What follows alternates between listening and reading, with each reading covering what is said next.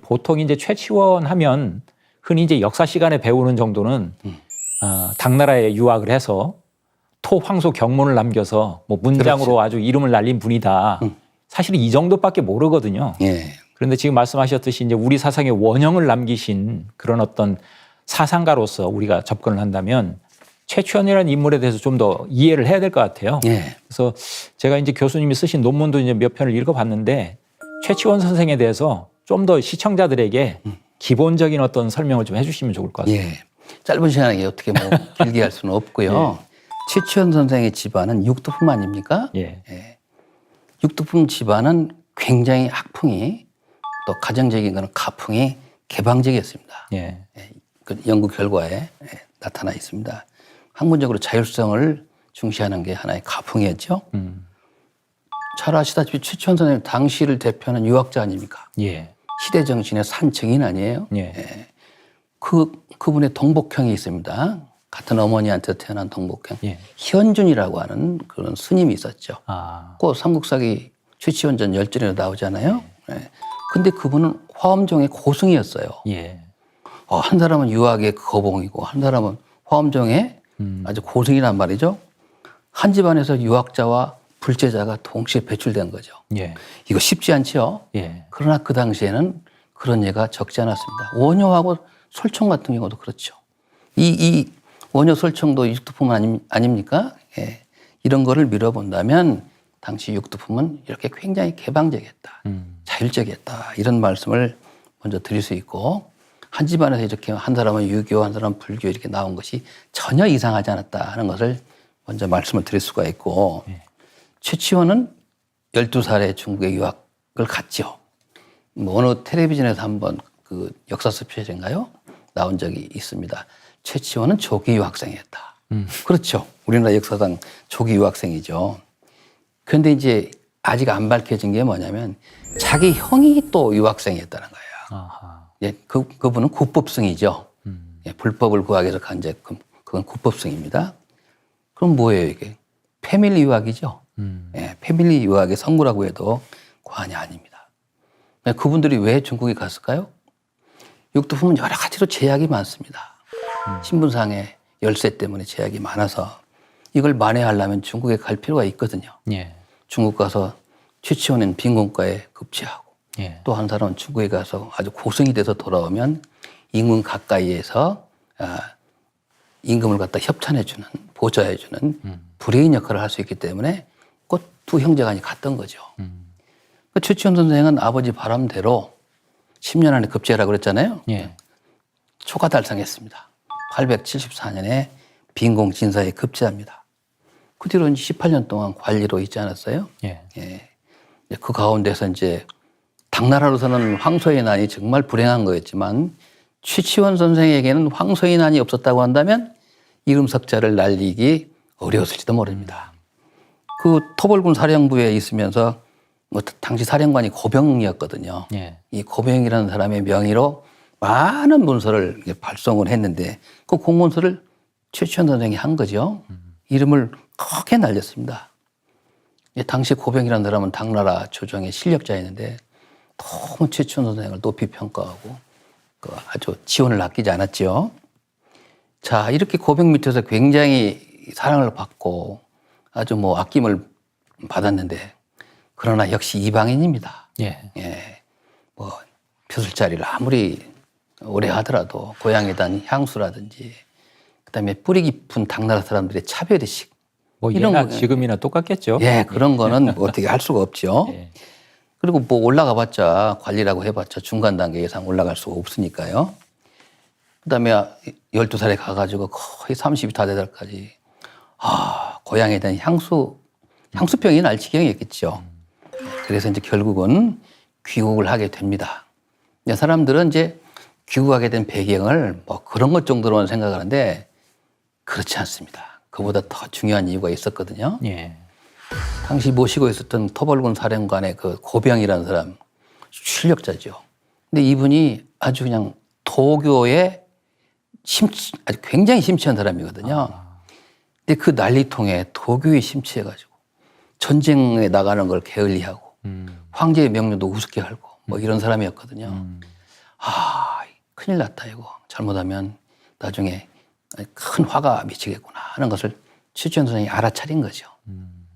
그래서 이제 결국은 고향에 돌아가겠다 하고 왔습니다만 사실은 회남 막부 그 최치원 선생이 있었던 토벌군 사령부가 머지않아 큰 화를 당할 거라는 것을 알고 이렇게 귀국을 하게 된 거죠. 예. 그러기까지 아마 정신적 갈등과 방황이 컸을 겁니다. 근데 최치원 선생은 확실히 성견지명이 있었던 거예요.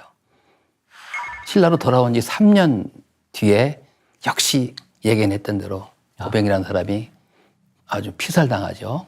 정부의 명을 어기고 했으니 가만두겠습니까? 예, 아마 이렇게 명철한 안목이 있었기 때문에 적시에 돌아오지 않았나 그런 생각을 합니다. 그런 어떤 과정 속에서 이제 결국은 다시 이제 고국으로 예. 신라로 이제 돌아오셨는데 예. 그 최치원 선생하면 이제 뭐 날랑비 서문을 앞에서도 잠깐 얘기를 했지만 대표적으로 이 최치원 선생을 규정할 수 있는 그런 어떤 그 주제 중에 하나가 대단한 큰 동인 의식이라는 이 네 글자로 정리를 좀 할 수 있잖아요. 예. 이 동인 의식이라는 게 뭔지 뭐 그 부분에 대해서 좀 설명을 부탁드리겠습니다. 동인의식이라는 말씀을 이제 처음으로 쓴 분이 이제 우리 은사님 예. 유승국 교수님이 처음 쓰셨고 이제 말씀은 그렇게 하셨지만 거기다 이론을 붙여서 하나의 이제 학술적인 명사로 쓰도록 한 사람이 접니다. 예. 동인의식이라는 건 동력동자에서 사람인자죠. 예. 우리는 동방 사람이다라고 하는 그런 뜻입니다. 한마디로 민족 주체의 의식과 관련이 있는 말이죠. 근데 이게 동인의식이란 말이 이제 최치원 선생이 처음으로 이렇게 그런 의식을 갖다가 이렇게 고양한 사람이 고양한 게 아니고 예. 실제로 한국 사상사를 공부해보면 7세기 무렵부터 신라에서 아주 중요한 흐름이 대두하게 됩니다. 예. 그게 뭐냐면 이제 일종의 민족 주체의식이죠. 예. 신라 특유의 동인관, 우리는 동방 사람이다라고 하는 동인관, 동방관, 우리나라는 동쪽에 있는 나라다라고 하는 동방관이 바로 그건데, 자, 중국은 자기 나라가 세계의 중심지라고 봤죠. 소위 말해. 자기 나라를 기준으로 해서 이제 우리를 동방이라고 하고 동인이라고 하지 않습니까? 예. 지금 사람들은 그렇게 하면 기분 나빠합니다. 그 중심이 중국 중심이 아니냐 이거예요. 근데 신라 사람들은 참 멋쟁이입니다. 좋아. 니들이 봤을 때 우리가 동쪽에 있으니까 동인이라고 했겠지? 동방이라고 했겠지? 좋다. 근데 우리 입장에서 보면 니들은 서국이야. 서쪽 나라다 이거죠. 너무 멋지지 않습니까? 중심을 자기다 놓고 예. 우리 입장에서 보면 중국도는 서국이다 이거야. 예. 중국이라고 하는 것보다도 서국이라고 했어요. 음. 그다음에 당나라로 유학 가는 것을 서학이라고 하고 또 서유라고도 이렇게 했잖아요. 신라를 이렇게 동국, 그다음에 신라 사람을 동인이라고 한 거, 이거 아주 비교되죠. 중국 사람은 그렇게 하더라도 우리는 우리 입장에서 이렇게 이제 서학, 서유 이렇게 보지 않았습니까? 자신을 일단 주체에다 놓고 이제 생각을 한 거죠. 내가 중심을 잡아야 방향이 보이는 거 아니에요? 예. 주체의식이죠, 이게. 근데 그 당시는 사실은 대체적으로 보면 딱 4대 모아주의가 아주 찌든 때 아닙니까? 근데 지성인 사회에서 이런 게 대두해서 학자들 사이에서 아주 알만한 사람은 다 이제 그런 의식을 가지고 있었으니까요. 그런 의식 세계가 투영된 것이 바로 동인의식인데 이것을 아주 크게 띄운 사람이 최치원 선생이다 이런 얘기입니다. 그렇기 때문에 우리가 동인의식 하면 최치원을 떠올리는 것도 바로 그런 이유죠. 민족의식의 자각, 동인의식. 이게 연결되는 거 아닙니까? 예. 그래서 동인의식은 바로 최치원 선생을 연상하는 거죠.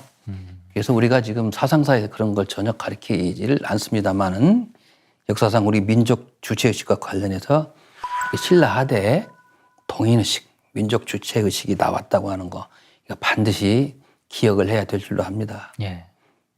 이 동인의식의 고취는 종래 비대칭적인 관계에 있는 중국에 대한 열등감에서 벗어나려고 하는 그런 노력이라고 생각합니다.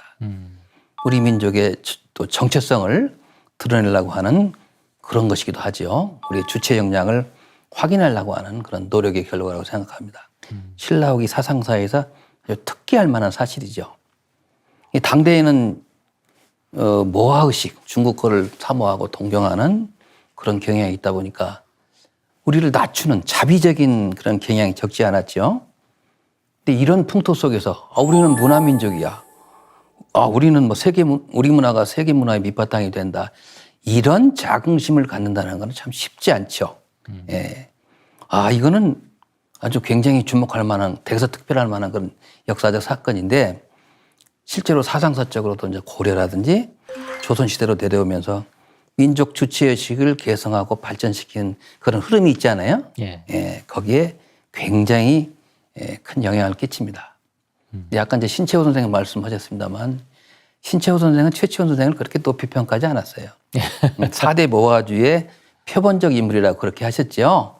이런 종래의 평가는 연구를 아주 정밀하게 진행한 다음에 내린 그런 결론이 아니기 때문에 이제는 이런 그 일방적인 평가는 좀 지양이 돼야 되지 않을까 그런 생각을 하고요. 이제 마지막으로 하나 더 말씀을 드리자면 최치원 선생이 아까 말씀드린 대로 귀국한 뒤에 모든 학문 역량을 갖다 우리의 고유 사상을 탐구하는데 거기다 그 노력을 집중했다고 말씀드렸죠. 예. 그 결과가 나온 게 난낭비 서문이고요. 근데 거기서 하고 싶은 얘기는 이제 여러 가지로 해석이 될 수가 있습니다만은 궁극적으로는 우리나라에서 서로 이질적인 사상들을 하나로 융합할 수 있는 이런 독특한 성격의 풍조도가 있다. 이거 아주 다른 데서 볼 수 없는 거거든요. 예. 얼마나 중요한 겁니까? 그래서 고유사상이던 이 최치원 선생의 뜨거운 관심과 기발한 해석은 우리 역사상 처음이죠. 처음이라고 하는 점에서 이제 후세인의 관심을 끌기에 족하다고 저는 생각합니다.